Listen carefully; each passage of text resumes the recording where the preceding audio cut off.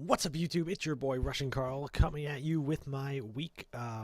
What is it? Week 10 now? Yeah, week 10 PAL team builder. This week we are going up against Coach Joe and the Yosemite Sandslashes, and I'm looking for a very fearsome fight because he's got some high power mons on his side, which kind of some of them scare me a bit. But I'll go over. But I think it will be a fun week. Uh, it's pretty crazy. We're sitting at, I think 8-0 after 9 weeks. It's something, man. This is the best I've ever done in a league. I mean, I've only participated in the PAL, but this is season 4, and season 1 I was trash. Season 2 was a monotype run, and due to people had no idea what the heck was going on. I ended up losing that too. I could have won the whole thing because I had psychic monotype, and I was all set to beat actually Coach Joe. We were he was bug, I was psychic, so I had a bit of a uphill climb, but I could have pulled myself out of it. And yeah. And then last season, I made it to the playoffs. Lost in the first round. So, hoping to not repeat my past experiences and win a season for once. But anyway, enough about that. Let's go over what team Joe's got on his roster. Anyway, he's got that Mega Absol, the Tapu Lele, Meteor Umbreon, Miss Magius, Zygarde 10%, Pukamuku, Zarina, and Salazzle. So a lot of high power threats there. Mega Absol itself is very fast and very strong in both special attack and physical attack, boasting, I believe it's 130 physical attack, 115 in both speed and special attack. So he could do special attack set, he could do a physical set, he could do like Swords Dance, Sucker Punch, that sort of thing for high power stab. It does have magic bounce, so I can't go throwing around like T-Waves. T-Waves or setting up rocks or anything like that. So you notice I didn't bring Gigalith this week again. Once again, no sand on the sand team. Really something. Anyway, after he's got Tapu Lele, which there's so many things you could do with Tapu Lele. It's fast, it's strong, it's got a little bit of bulk to it. It's just really a league format is insane. And I think the most common thing I've seen so far is Choice Scarf on it. Oh, yeah, another bit of news. Last week I did say how I'd made a trade with Coach Jimmy for his Lele. I traded my Nihilego for his Lele. Well, he wanted to trade back. So I'm like, yeah, whatever. I think it just suited me better to keep with Nihilego anyway. Because as you saw, Lele did not do anything as near as what I had hoped it would do last week. But Joe's got a Lele as well. And it's fearsome, as I said. Fearsome. Fearsome. But Psychic Terrain prevents priority moves, so it protects itself from being revenge killed by priority or picked off. Psychic Terrain also gives it a boost to its Psychic, and with the 130 base special attack stat, that's one powerful Psychic. And then sometimes you could see like Psychium Z for like the immensely powerful Psychic, Shattered Psyche, or sometimes Choice Specs, it's just so many things. Minior is a Shell Smasher, who is good in both physical and special attack. I think both base 100 when it's in Shield's down form. And then when it's like that in Shield's up form, it cannot be statused. And its defenses are better than its attacking stats. So that's something to look out for. Umbreon, extremely bulky mon with access to Wish and Toxic and Foul Play and Snarl. So it can just, it's a Stallmon. It's just going to come in there. It's going to go, hey, I want you to, stop doing damage or be poisoned, or, I'm just going to sit here and heal because I can. Yeah, Miss Magius. That's a decent ghost type. Speed, special attack, and special defense are pretty good. Physical stats, not that good. HP, attack, defense, not very good at all. So I just have to hit that on the physical side. I should be fine there. Zydog, Zygarde 10%. Very fast, very strong, with access to extreme speed, outrage, 1,000 arrows, 1,000 waves, so it could trap me, it could hit anything. It could literally, all it has to do is click 1,000 arrows, and it is guaranteed to hit something. Stab, 90 base power, 100 base attack. He could choice band it for pretty good damage overall. Yeah, so that's that. That thing's fearsome. Pyukumuku is the wild card here because it's got really good defenses, but no attacking moves. So it's got to rely entirely on things like I mean, it does have a counter. It does have attacking moves and counter a mirror coat, but those require me to hit it for it to start doing damage to me. But it's extremely bulky, and then its two abilities: Inner Doubt and Unaware.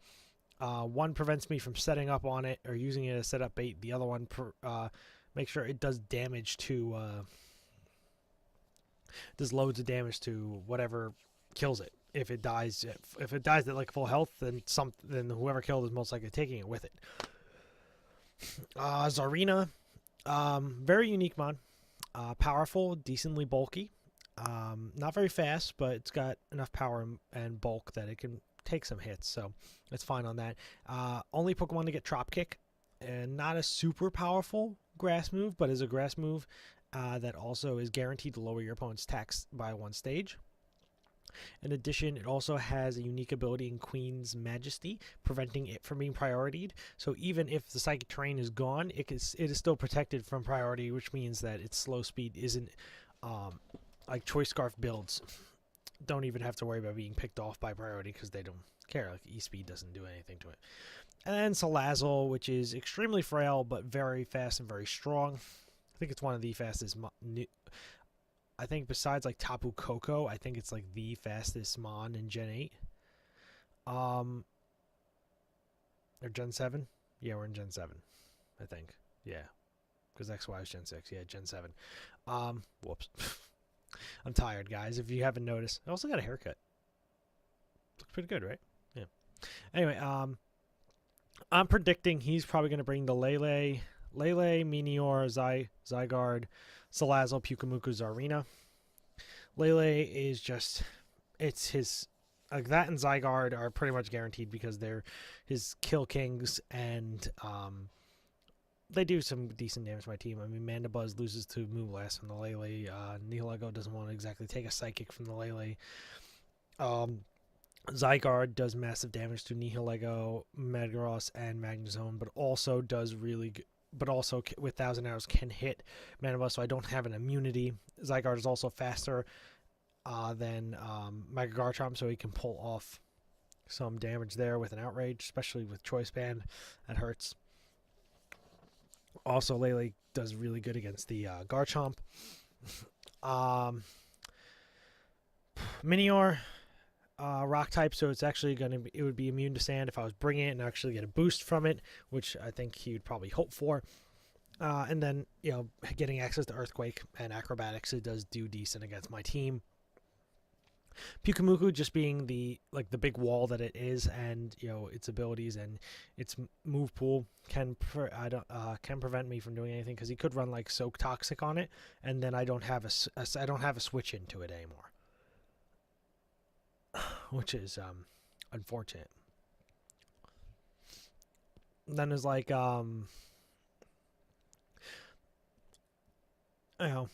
he's probably going to bring Zarina because of its access Trop Kick. It is a spinner, and he's probably thinking I'm going to bring like Gigalith for rocks. And then it fights. It can probably take a hit from Garchomp, and I didn't exactly calc it, but it could probably take a hit from Garchomp and then lower my attack with Trop Kick, meaning I'm not going to do as much as something else. And then Salazzle, like I said, very fast, very strong, Life Orb. Probably going to see like Flamethrower, Sludge Wave, and Dragon Pulse on it, maybe a Hidden Power or Toxic in the last slot. But it's going to be there because I have 2 Steel types, and Dragon Pulse hits Mega Garchomp. But if he doesn't kill Mega Garchomp with the Dragon Pulse, then Mega Garchomp kills him. So that's that. Anyway, that's all about his stuff. Let's get into my mons. As you can see, I'm bringing my Nihilego, Mandibuzz, Metagross, Magnezone, Stoutland, and Mega Garchomp. Pretty simple sets on all of them this week. Nihilego, max speed, max special attack, Tib in nature, IV's just right, so I get that, max power, hidden power, ice. I got Power Gem, hidden power, ice, Sludge Wave, and Dazzling Gleam. Power Gem is going to hit Salazzle and Meteor super effectively. And Choice Scarf allows me to outspeed the Salazzle and the Meteor prior to a Shell Smash boost. Hidden power, ice is going to hit Meteor super effectively, as well as Zygarde and Zarina. Sludge Wave is going to hit, I think the only one that's going to hit super effectively, Lele and Zarina. Again, I outspeed the Lele, even if it's Scarf, because I am in a higher speed tier. Dazzling Gleam is going to be for the Mega Absol, the Umbreon, and the Zygarde, as they all do not like that fairing stuff. And it's pretty simple. It's going to be, okay, come in on something, kill it with whatever, get the Beast Boost, maybe kill the next thing too. Try to snowball out of control. If I can get rid of Zygarde and Meteor, I could probably just click Sludge Wave and just win the match, besides the Pyukumuku, because it's just bulky enough. But whatever. Anyway, after that, we do have Mandibuzz running that Taunt, Knockoff, Roost, and Foul Play. Overcoat with the leftovers for passive recovery, and Overcoat prevents, protects me from weather or whatever, because there's other abilities like things see the big pecs or weak armor. It doesn't really do me too good. Anyway, Taunt allows me to shut down Pyukumuku. It'll prevent it from doing anything at all. Knockoff is great because there's so many mons here who want to lose their item. Meteor loses his item, which could be Focus Sash or it could be a White Herb. That'll make his Shell Smashing extremely risky. Umbreon could lose leftovers. Zygarde loses Choice Band, then he loses his power. Pyukumuku uses leftovers. Salazzle loses the Life Orb, loses power. I think I'd want to keep the knockoff. I wouldn't want to knock off the Lele because if it is scarfed, I'd rather keep it scarfed so I can play around it rather than give it free choice to move, because then I lose the ability to get a switch in and force it out. So there's that. And then Roost for reliable recovery. And then Foul Play is going to allow me to do damage to, like, the Meteor and Zygarde. And possibly Zarina as well. But nothing too special there. It's max HP, max physical defense, so it's same sort of thing I've been bringing every week, except no U-turn. All right, and we got Metagross. Oz is great and powerful with that Bullet Punch, Zen Headbutt, Meteor Mash, and Hammer Arm. Bullet Punch is priority. Take care of Meteor if that becomes an issue. If that's like really low in health, and I know the Bullet Punch can kill it, and the Psychic Terrain from Lele's not up. That's that. Zen Headbutt is to, if the Psychic Terrain's up, make use of it to hit like Salazzle or maybe Pyukumuku or Zarina on a switch or something like that, and do some pretty decent damage. Meteor Mash is stab move of choice. That's pretty much going to be like, okay, because Metagross with the Assault Vest, max HP, max attack, 4 points, and I think the special defense. That is my check to Lele. Because I say have Mandibuzz out, and Lele comes in, and Lele goes for the Moonblast. I could switch right into Metagross, eat that Moonblast or Psychic up, and then respond with Meteor Mash to either force it out and force something like Pyukumuku in, or just kill the Lele. Like, this is my way of killing Lele. Other than that, I have to rely on Sludge Wave from Nihilego, or a full health Garchomp, taking a Moonblast and then smacking it out of the park with an Earthquake. But then otherwise, Hammer Arm is for the Umbreon, I think. Umbreon and Absol, that was it, yeah. More Umbreon because Umbreon is slower, so I'm going to actually get chances to hit it with the Hammer Arm rather than the super fast Mega Absol, which could pretty much just kill Metagross with Sucker Punch at that point, especially after a Swords Dance. Anyway, moving on to the next guy. Trying to go through this quickly. Magzone, literally same Magzone as last week. Only change I've made is Thunder Wave is gone because of the Mega Absol existing. I don't want to risk anything like that. I replaced that with Volt Switch. Momentum thing. So if I know, like, oh, he's scared of Magzone, he's going to switch out, I'm going to Volt Switch so I at least can maintain my momentum. But always max HP, max special attack, sturdy with the Wiki Berry. So if he is at full health, he can fight something like the Zygarde, hit it with the HP Ice that he's carrying. Take the 1,000 arrows that's definitely coming. Drop down to 1 HP, eat the berry, go back to just above half, kill the Zygarde with the HP Ice, move on with my life. Pretty simple stuff. Nothing too crazy there. After that, we do have Professor Port and bringing back Stoutland. I didn't bring him back last week, but this week I'm bringing in return for high power stab, Ice Fang, to fight the Zygarde and the Zarina. Wild Charge is to fight Pyukumuku and Meteor, and then Play Rough is to deal with Umbreon and Zygarde. And he is carrying Electrium Z, so I can get a high-powered Gigavolt Havoc, which doesn't kill the Pyukumuku, but brings him really close to being dead, which then means I can just use like Wild Charge, regular Wild Charge again. Regular Wild Charge again to pick up the kill, and that way I won't get too much recoil from innards out if he has that instead of unaware. Intimidate is so I can come in on, say, the Meteor or the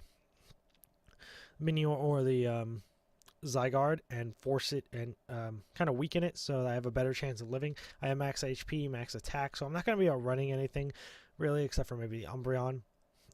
Play roughs for the Umbreon as well. But at least if I lower their attacks, I increase my chances of living. And then last but not least, we do have Daniel Bryan, the Mega Garchomp. Moves and item and ability are exactly the same as last week. No need for a weird set for EVs this week, though. It is simply max HP, max attack, adamant nature. Like I said, nothing too crazy this week. Kind of winding down in the season. At this point, my playoff spot is guaranteed. So really, all my effort is just going into maintaining my undefeated streak because I would love to keep it like that.